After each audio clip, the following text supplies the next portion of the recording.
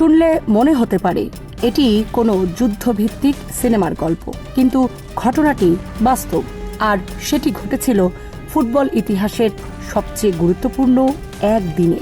1930 সালের 30 জুলাই উরুগুয়ের রাজধানী মন্তেভিদিওতে অনুষ্ঠিত হয়েছিল ইতিহাসের প্রথম ফিফা বিশ্বকাপের ফাইনাল। মাঠে মুখোমুখি হয়েছিল স্বাগতিক উরুগুয়ে ও প্রতিবেশী আর্জেন্টিনা। তবে সেই ম্যাচ কেবল ফুটবলের জন্যই স্মরণীয় নয়, বরং ম্যাচ ঘিরে তৈরি হওয়া উত্তেজনা, নিরাপত্তার শঙ্কা এবং অবিশ্বাস্য সব ঘটনার কারণেও এটি ইতিহাসের পাতায় বিশেষ স্থান করে নিয়েছে। Premium commercial space is now for rent. Featuring ample parking and excellent accessibility, this 4,200 square foot space is ready. Elevate your business and call us today. সেদিন সকাল থেকেই মন্তেভিদিও শহরে ছিল উৎসবের আবহ। শহরের ঐতিহাসিক সেন্টেনারিও স্টেডিয়ামের দিকে মানুষের ঢল নেমেছিল। বিশ্বকাপের প্রথম শিরোপা কার হাতে উঠবে তা দেখতে হাজার হাজার সমর্থক ভিড় করেছিলেন। আর্জেন্টিনা থেকে বহু সমর্থক রিও দে লা প্লাতা নদী পেরিয়ে নৌকায় করে উরুগুয়েতে আসছিলেন, কিন্তু প্রকৃতিও যেন নাটকের অংশ হতে চেয়েছিল। ঘন কুয়াশার কারণে অনেক নৌযান মাঝপথে আটকে যায়, ফলে অনেক সমর্থক নির্ধারিত সময়ে পৌঁছাতে পারেননি। তারপরও ফাইনাল ঘিরে মানুষের আগ্রহ ও উন্মাদনায় কোনো ভাটা পড়েনি। তবে দর্শকদের এই উৎসব মুখর আগমনের পেছনে লুকিয়ে ছিল উদ্বেগের এক বড় কারণ। পুরো টুর্নামেন্ট চলাকালীন উরুগুয়ে ও আর্জেন্টিনার সংবাদ মাধ্যমে একের পর এক উস্কানিমূলক প্রতিবেদন প্রকাশিত হচ্ছিল। দুই দেশের জাতীয় গর্বের প্রশ্ন জড়িয়ে পড়েছিল ম্যাচটির সঙ্গে। খেলোয়াড়দের বিরুদ্ধে হুমকি দেওয়ার খবরও ছড়িয়ে পড়েছিল। ফলে আয়োজকরা আশঙ্কা করছিলেন সামান্য উস্কানিতেই সমর্থকদের মধ্যে বড় ধরনের সংঘর্ষ বেঁধে যেতে পারে। এই কারণে ফাইনালের দিন নিরাপত্তা ব্যবস্থা ছিল নজিরবিহীন। বন্দরের প্রবেশ পথ থেকে শুরু করে স্টেডিয়ামের প্রতিটি গেটে দর্শকদের তল্লাশি করা হয়। আর তখনই সামনে আসে এক বিস্ময়কর দৃশ্য। নিরাপত্তা কর্মীরা একের পর এক দর্শকদের কাছ থেকে রিভলভার, পিস্তল এবং অন্যান্য আগ্নেয়াস্ত্র উদ্ধার করতে শুরু করেন। পরে হিসাব করে দেখা যায় মোট প্রায় ১৬০০টি অস্ত্র বাজেয়াপ্ত করা হয়েছে। ফুটবল ম্যাচ দেখতে এসে এত বিপুল সংখ্যক অস্ত্র বহনের ঘটনা আজকের দিনে কল্পনা করাও কঠিন।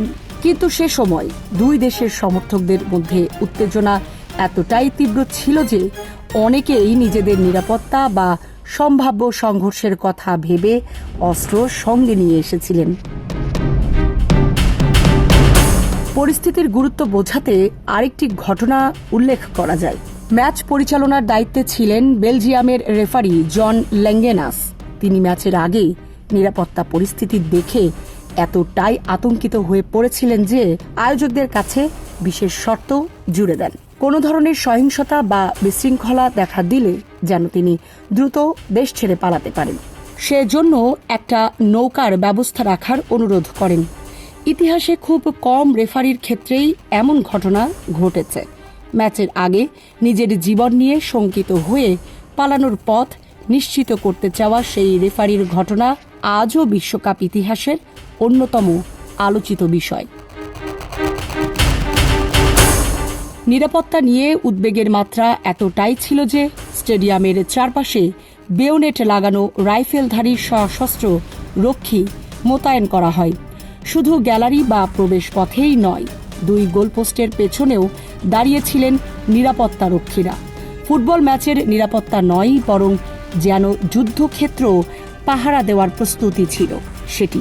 মজার ব্যাপার হলো মাঠের ভেতরেও উত্তেজনার কমতি ছিল না।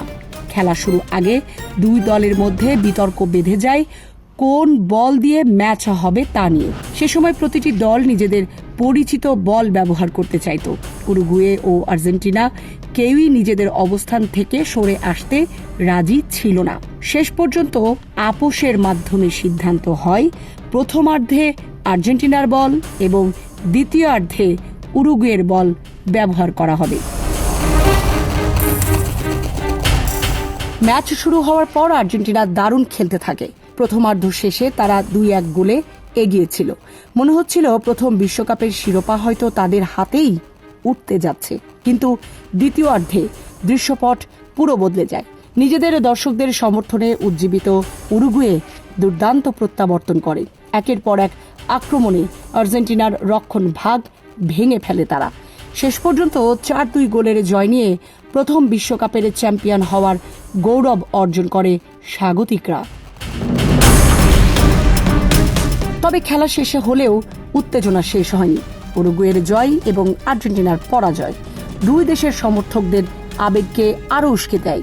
বিভিন্ন ঐতিহাসিক সূত্রে উল্লেখ আছে, ম্যাচের পর আর্জেন্টিনায় উরুগুয়ের কূটনৈতিক স্থাপনার ওপর হামলার ঘটনা ঘটে। দুই দেশের মধ্যে কূটনৈতিক সম্পর্কেও সাময়িক উত্তেজনা তৈরি হয়। একটি ফুটবল ম্যাচ যে জাতীয় মর্যাদা ও আবেগের প্রশ্নে কত বড় প্রভাব ফেলতে পারে তা অন্যতম বড় উদাহরণ হয়ে ওঠে এই ফাইনাল।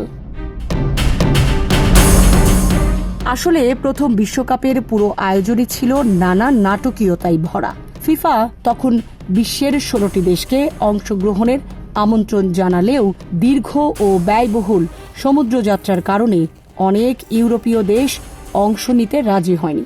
শেষ পর্যন্ত মাত্র 13টি দল প্রতিযোগিতায় অংশ নেয়। তখন ফিফা সভাপতি জুলে রিমে ব্যক্তিগতভাবে উদ্যোগ নিয়ে কয়েকটি ইউরোপীয় দেশকে রাজি করান।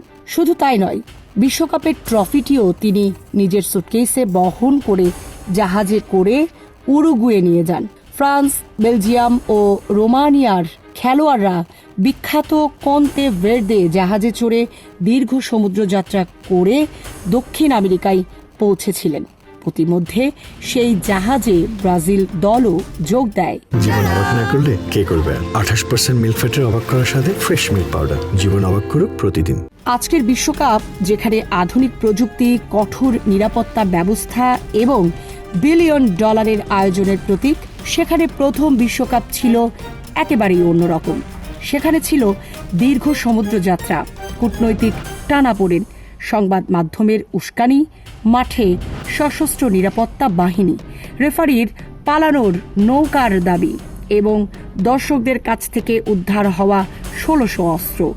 সব মিলিয়ে 1930 সালের সেই ফাইনাল শুধু ফুটবল ইতিহাসের প্রথম বিশ্বকাপ ফাইনাল নয়, বরং খেলাধুলার ইতিহাসের সবচেয়ে অবিশ্বাস্য, নাটকীয় এবং কিংবদন্তিতুল্য ঘটনাগুলোর একটি হিসাবেও চিরস্মরণীয় হয়ে আছে।